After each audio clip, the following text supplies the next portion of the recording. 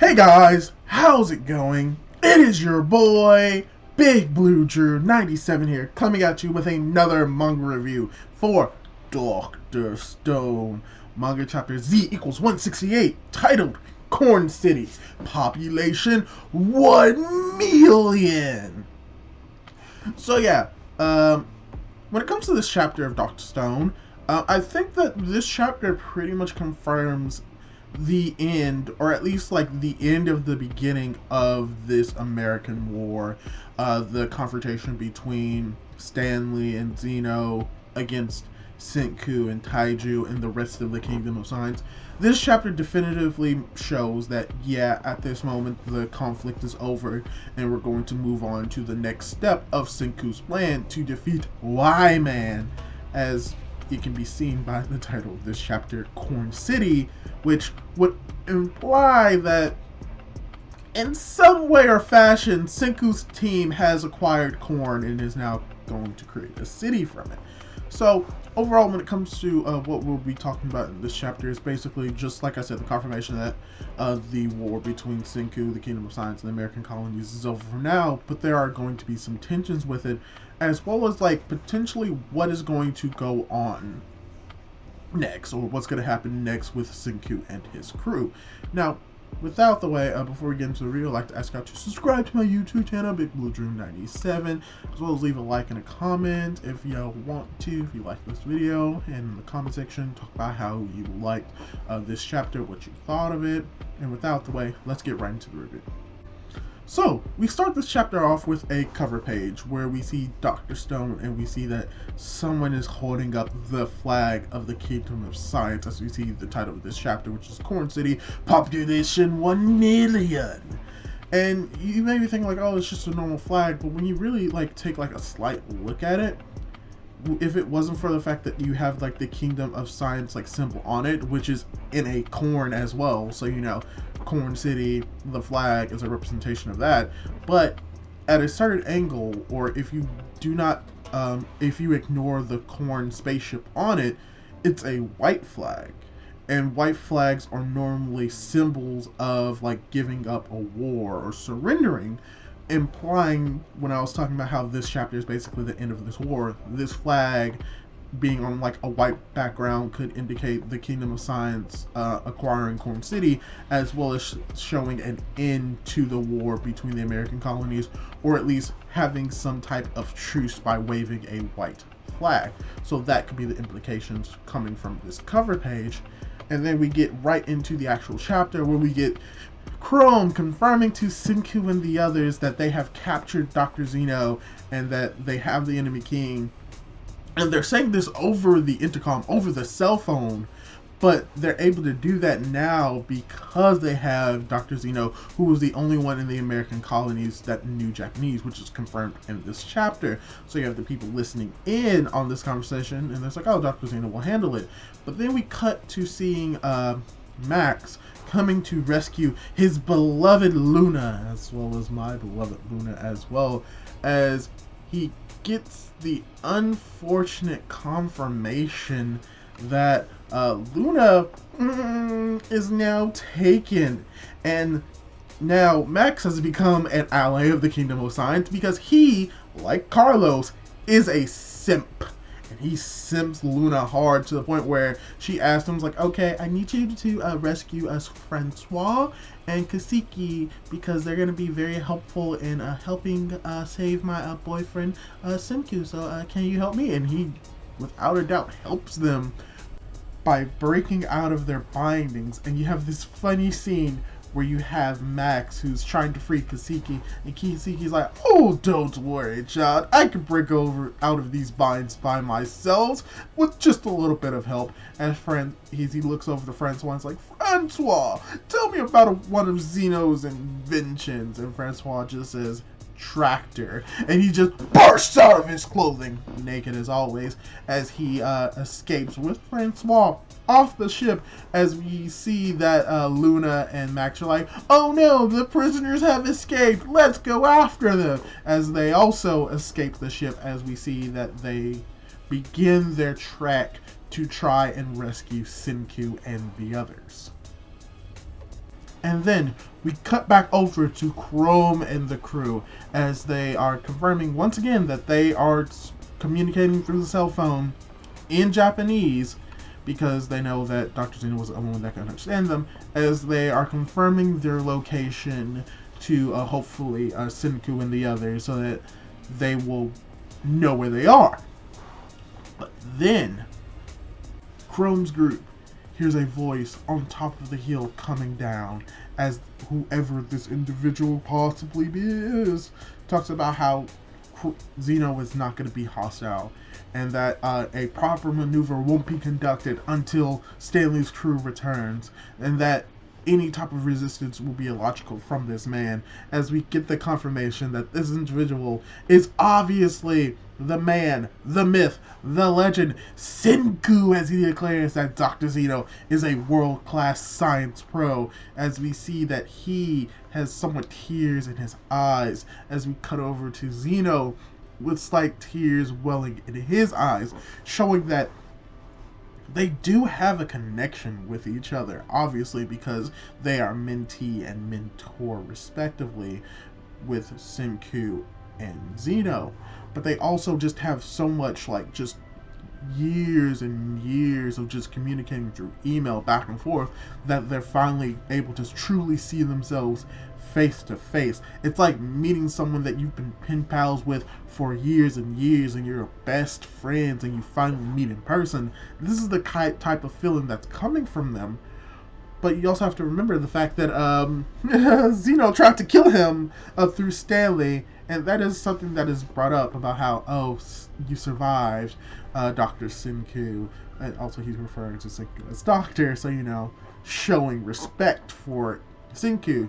And I was like, oh yeah, Stanley, like, he always makes the killing shot, so you must have saved yourself with science. And it's like, science is truly elegant as you get this double page spread, tying into really what Senku is going to be planning next. He talks about how they can reminisce later about these memories, but how really right now is the time for action. And Zeno is basically saying, well, you have nowhere to go. Like, we have your friends, we've taken over your ship, you've lost.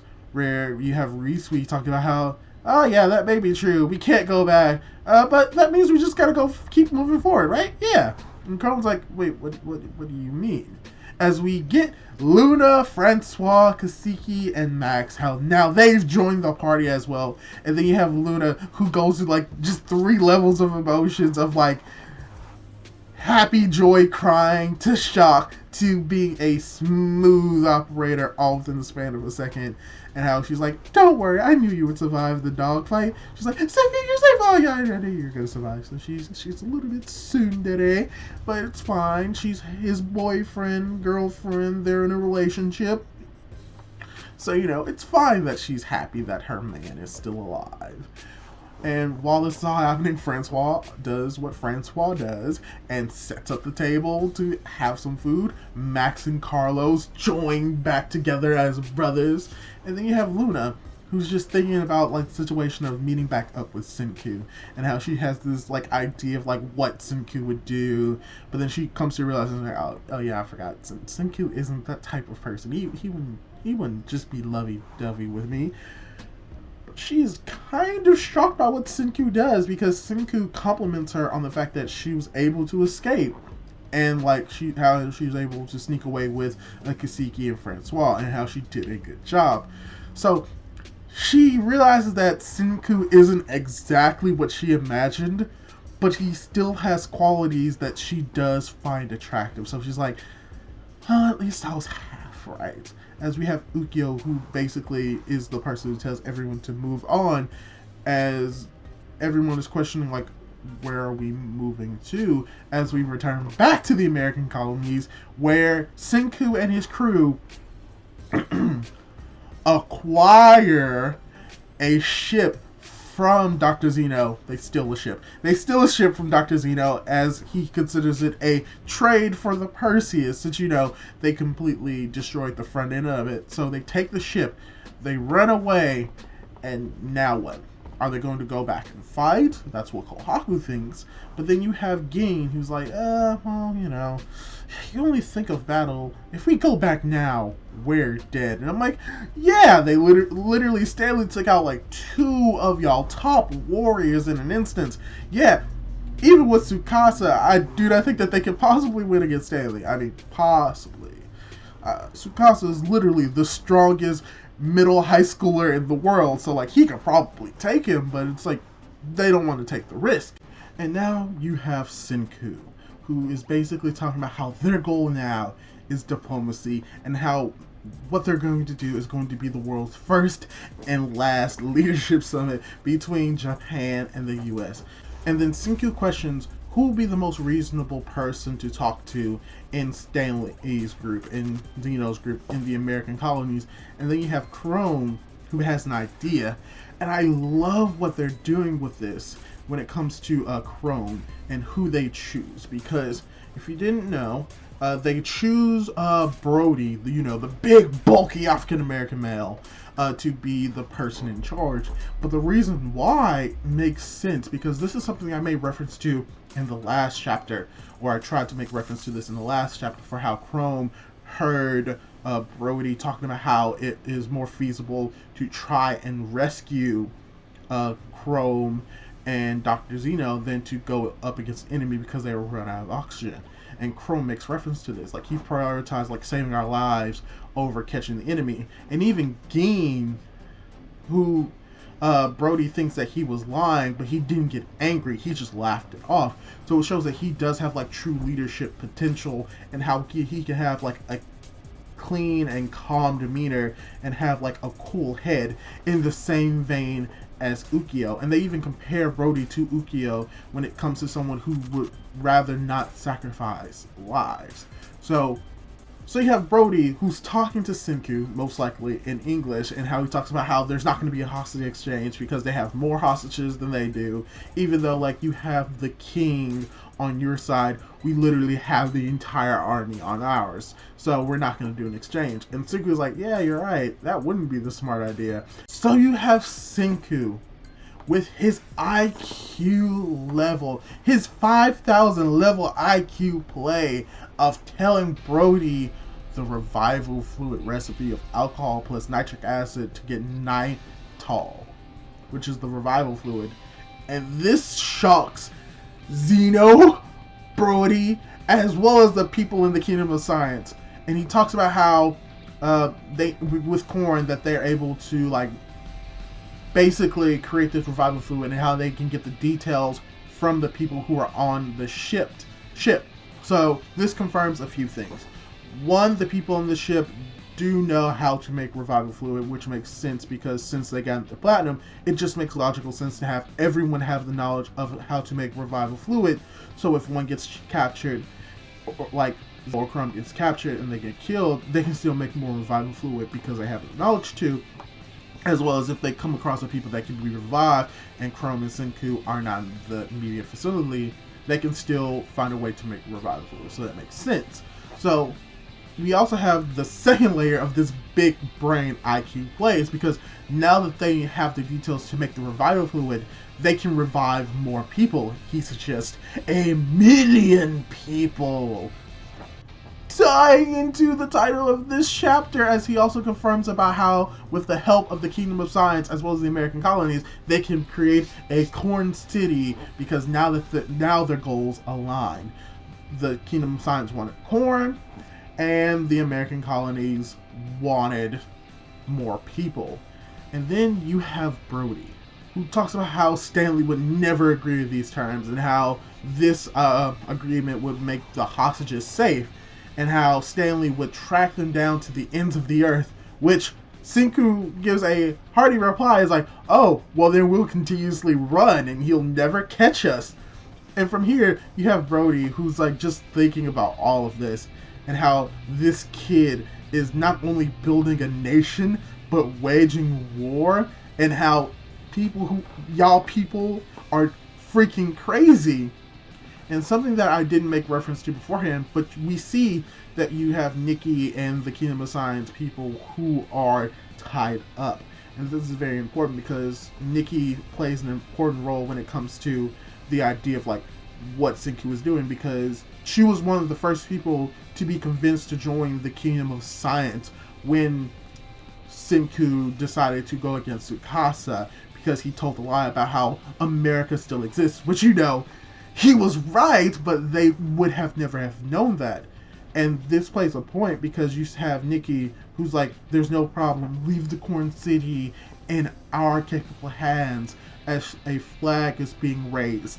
The Kingdom of Science flag is being raised as we have a double page spread where we see the flag from the beginning of this chapter having the corn being claimed, the Corn City being founded here in the Stone World, where they will bring 1 million people together as the chapter ends. So, like I said, this confirms that at least like the beginning of the war between Senku, or like the beginning of this battle between Senku and Zeno, has ended in somewhat of Senku's victory, because he was able to achieve his goal. He got the corn, he has a civilization building up the corn, and created a city all in one fell swoop. And now, most likely, what he's going to do is go out into the wild, begin recruiting more people so that he can defeat the Y-Man while using Zeno to help in this endeavor. So, called it. Just gonna say it, called it. It ended within 5 chapters. I knew this was gonna happen. I'm gonna pat myself on the back for that one. But yeah, overall, this was still a really good chapter. Mainly because we get to see Nikki in her prime, and the fact of the matter is that she's holding up the flag of this new American city is very important, because she was the one who's convinced to be a part of the Kingdom of Science with the idea that America still existed. So, you know, that is really cool.